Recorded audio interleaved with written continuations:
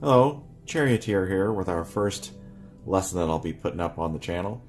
And it's about picking a deck, picking your first deck or a couple of decks. I would highly suggest starting out with a Rider-Waite deck or a Rider-Waite-like deck. A deck that doesn't stray very far from the original meanings of the cards, at least the imagery. You want to get to learn the Rider-Waite or Rider-Waite style deck because that's the main language that everybody's talking about when they're trying to, impart lessons upon you from a book. The main original meanings of the cards, the meanings that filter through the original meaning of a card.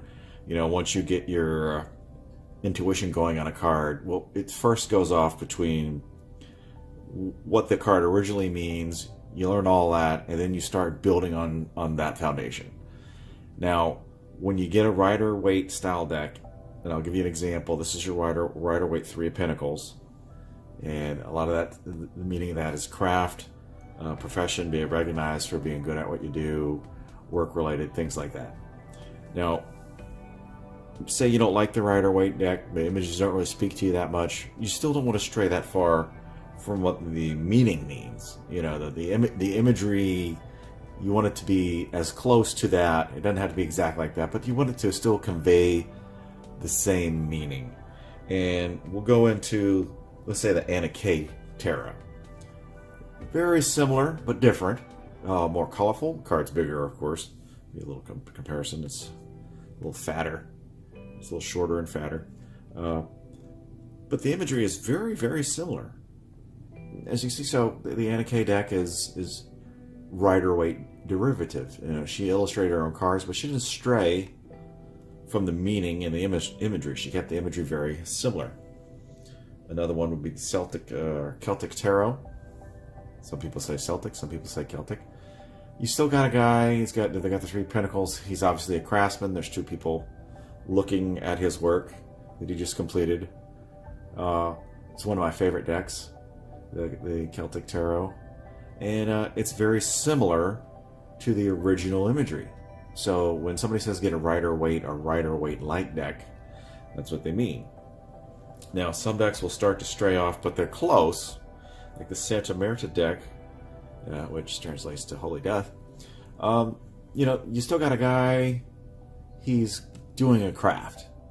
So it's a slight departure from the original Rider-Waite. You can still kind of relate, craft to this. So it's not going to be that hard to remember.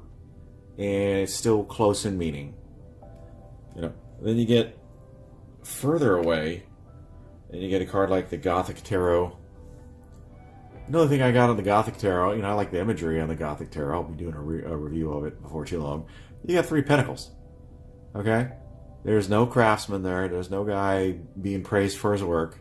It's just Three Pentacles. So this is a complete departure from the Rider-Waite. You've got to remember it, for what it is. You've got to commit. It's not a deck you want to start out with. It's not one you want to have as your first deck. It's a little bit far away from the imagery. And, if that's your starting point, is you're starting out with a deck like this, you got a lot more memorization to do, and it doesn't lend itself to the beginner as quite as easily as a Rider-Waite or Rider-Waite style deck that doesn't stray too far from the imagery. That being said, you don't have to get a Rider-Waite style deck. Some people say, well, those type of decks don't speak to me. Some people don't even use tarot cards. They use oracle cards. But if you want to learn tarot, I would highly suggest starting out with a Rider-Waite deck and going from there. I would personally actually get a Rider-Waite deck, even if it's not the one you want to work with. Use that as your practice deck.